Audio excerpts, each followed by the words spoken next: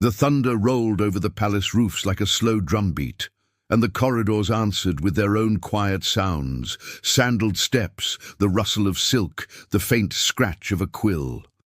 Senator Marcus Claudius stood in that long marble passage, a torch set into his hands by officials who never met his eyes. The flame shook when he breathed. He willed it steady. Along the walls, metal brackets marked precise intervals, as if geometry itself had been enlisted to serve policy. Nothing here was improvised. Everything had a measure, a distance, a procedure. Even the fear felt organized.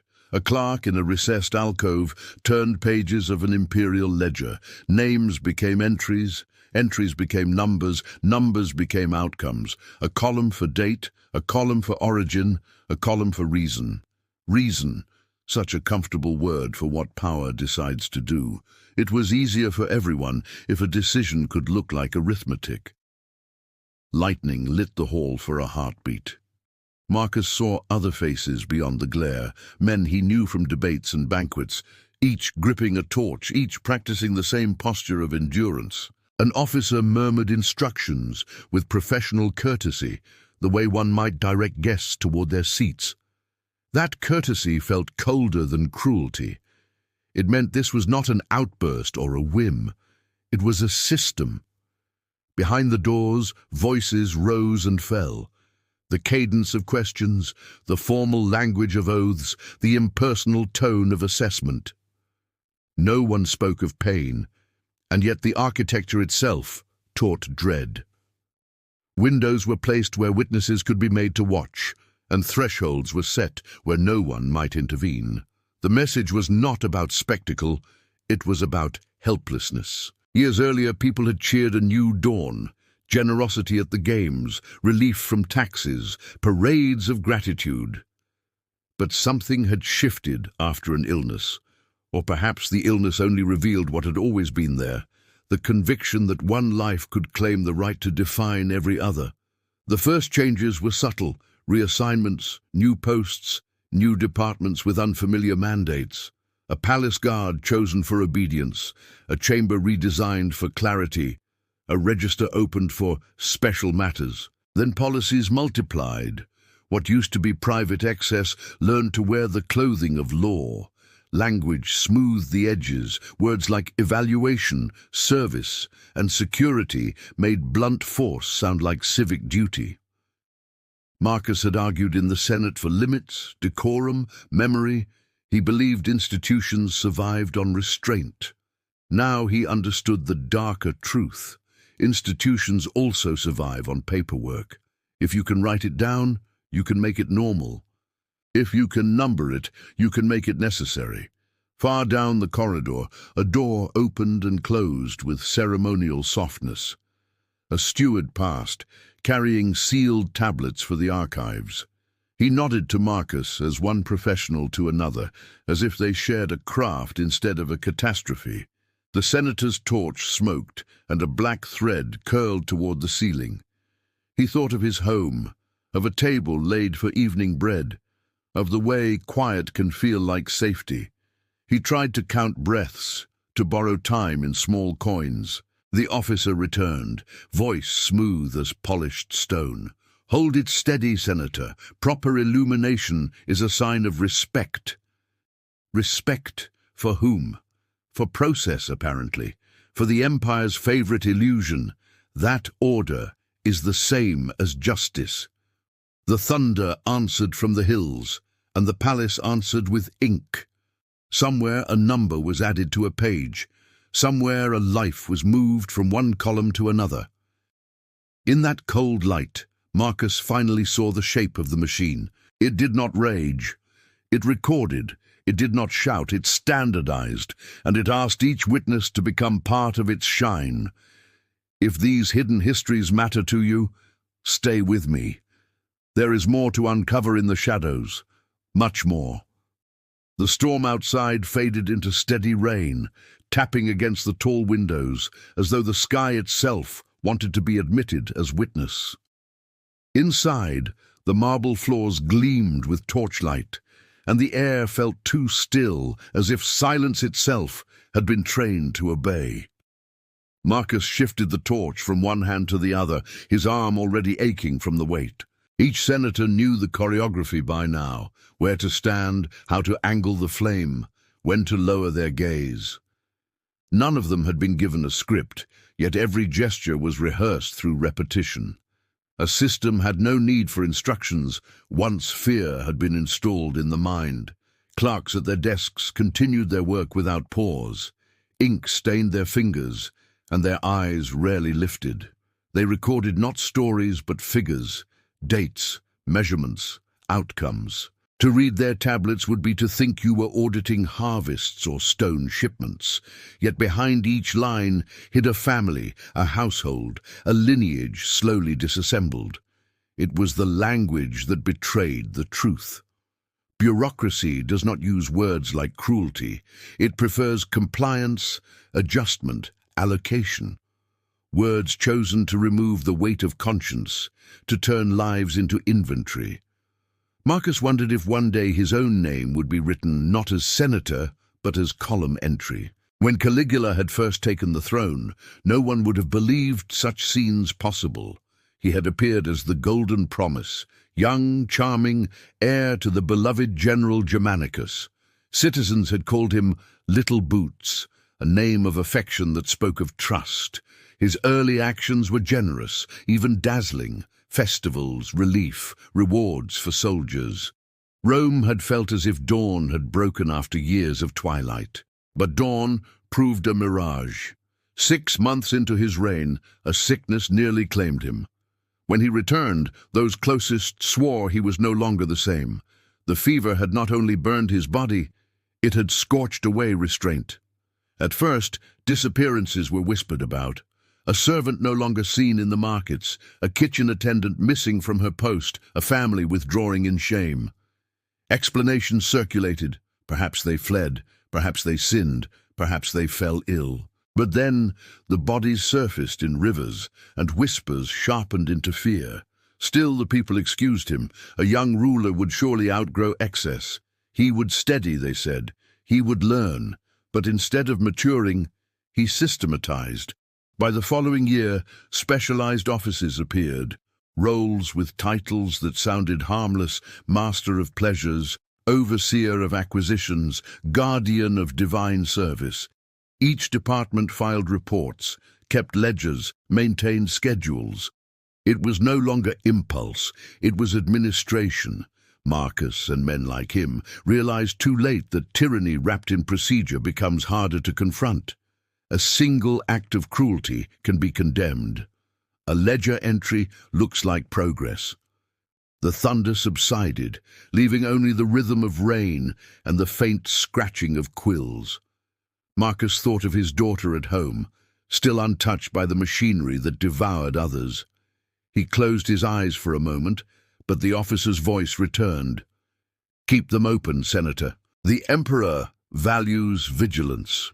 So he opened them again, staring into the corridor's endless geometry, where each flicker of light carved shadows that resembled bars.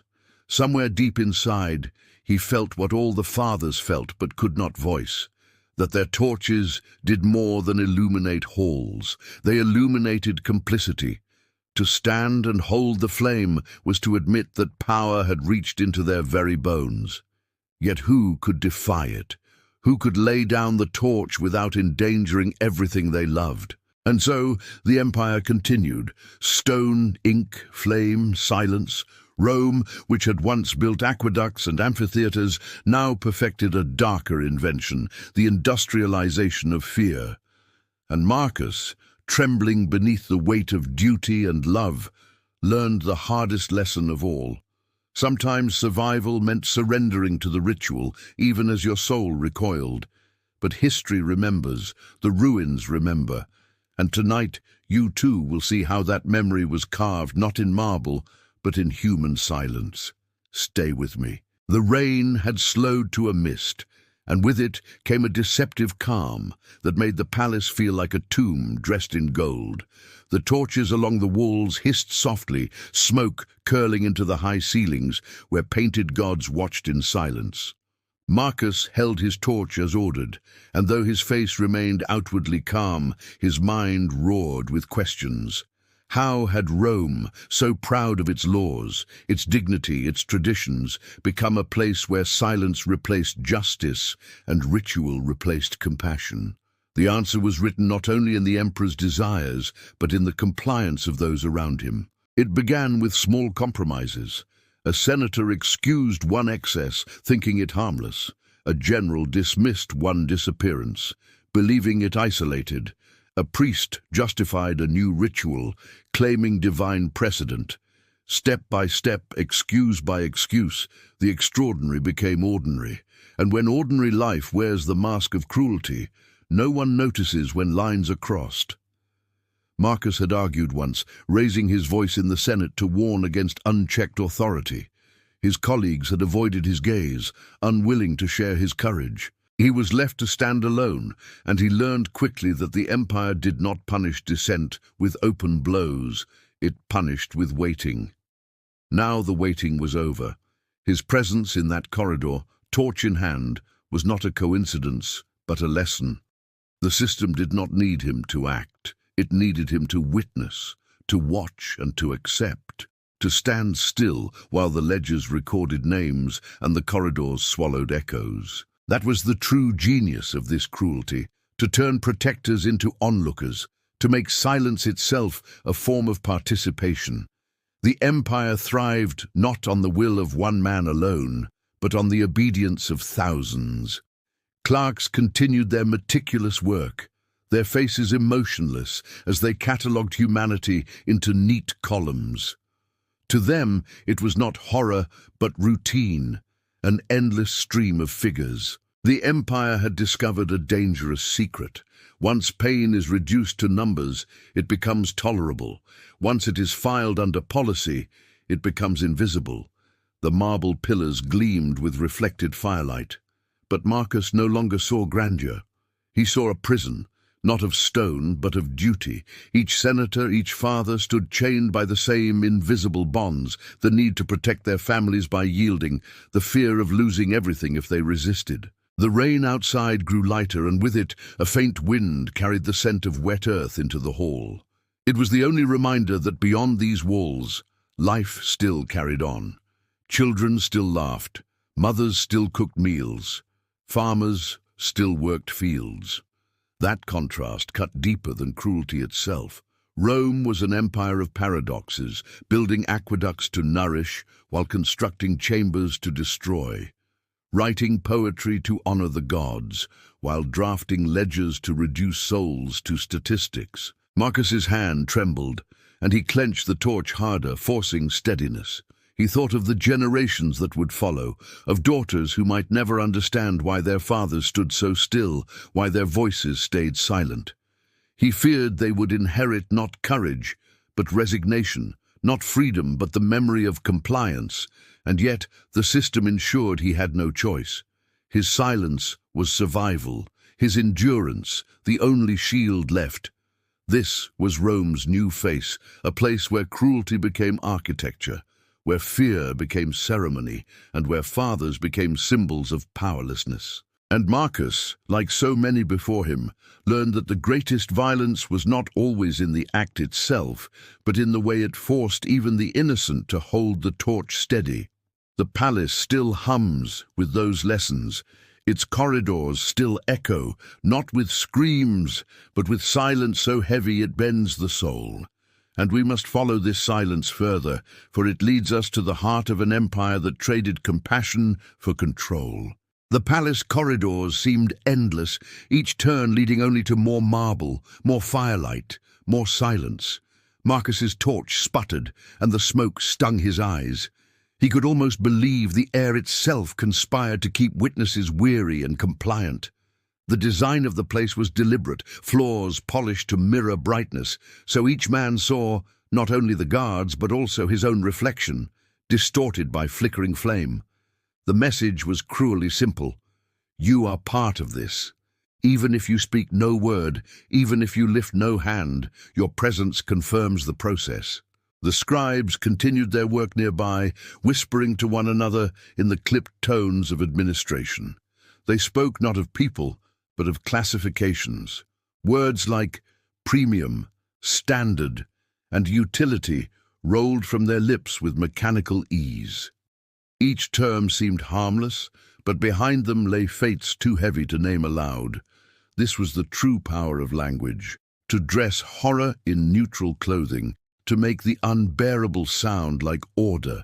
And so the empire turned lives into categories, erasing individuality with ink and parchment. Marcus remembered when Rome prided itself on names, names of ancestors, names of victories, names carved in stone to endure forever. Now those names were dissolving into ledgers, replaced by numbers. What was once identity became inventory. What was once a daughter became an entry. He wondered if memory itself would soon collapse under the weight of so many records, if Rome would forget its children as easily as it forgot its promises. The transformation of cruelty into procedure had happened so gradually that few recognized its danger. At first, people believed the rituals were rare, isolated, perhaps even exaggerated, but when a system repeats itself, when it writes down its actions and files them away, denial becomes impossible. Every tablet preserved in archives, every report sealed with wax, added another layer of permanence. This was not impulse. This was policy. And policy, once established, spreads like wildfire. Outside, the rain had stopped. The storm had passed, but the thunder seemed to linger in memory, as though the very air carried echoes of what had unfolded. Marcus thought of his colleagues who had once toasted to Caligula's health, believing him to be Rome's savior. They had cheered his generosity, welcomed his charm, trusted his bloodline. Now, many of those same men stood here, torches trembling in their hands, unable to meet one another's eyes. Rome had not simply been betrayed by its emperor, it had betrayed itself by applauding too soon, by excusing too often, by remaining silent too long. The guards shifted their weight, their armor creaking softly. They too were bound by the system, though their chains were forged from loyalty and fear. For them, duty meant obedience, and obedience meant survival. Perhaps they told themselves they were only following orders. Perhaps they believed history would not remember their faces. But history has a way of whispering through ruins, of reminding future generations that silence and obedience are never neutral. Marcus's thoughts turned inward. He wondered how many more nights like this he could endure before his spirit fractured. How many more times he could stand with a torch in hand while his heart burned hotter than the flame. He prayed, not to the gods of Rome, but to the fragile hope that someday someone would remember, that the ruins would outlast the empire's excuses, that the truth, even buried under ledgers and procedures, would rise again. And perhaps that is why we still speak of these nights, because they teach us a lesson Rome tried to bury, that the greatest danger is not only the cruelty of one ruler, but the machinery of silence that allows cruelty to thrive. Marcus held his torch, and in that simple act he became both victim and accomplice. And that duality, the collapse of protector into participant, is what made this system more terrifying than any single act of violence. The flame wavered, steadying again, as though even fire had learned the rhythm of obedience. The corridor stretched on, endless, oppressive, waiting for the next name, the next entry, the next silent witness. And Rome continued, draped in gold, while its foundations cracked beneath the weight of what it had chosen not to see. The hours passed without measure, as though time itself had been conscripted into the emperor's service. Marcus's arm ached from the torch, yet he did not dare lower it. Around him, the other senators stood in the same rigid posture, each a statue carved from duty and despair. The corridor had become a theatre, not of spectacle, but of silence, an endless rehearsal of obedience. The torches flickered, casting wavering shadows that seemed almost alive, as if the walls themselves carried the memory of what had been done within them. By now, Marcus understood the true nature of this machinery. It was not rage, not even indulgence, but method. Cruelty had been distilled into procedure, and procedure had become tradition.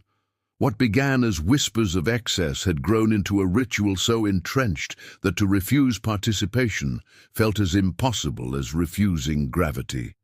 The empire had turned private corruption into public duty, ensuring that every man of rank bore some share of the stain.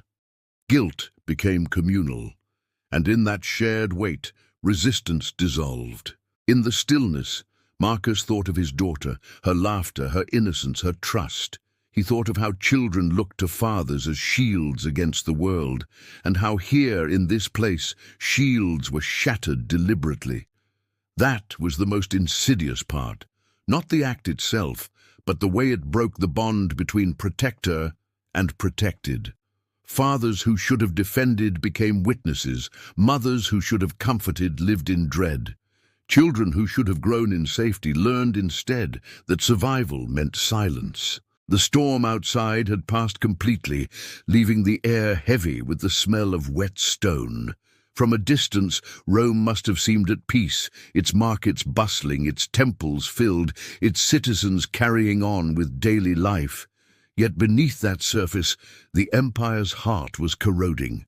It was not invaded armies that threatened Rome, but the rot within, the loss of trust, the normalization of cruelty, the erosion of human dignity disguised as ceremony.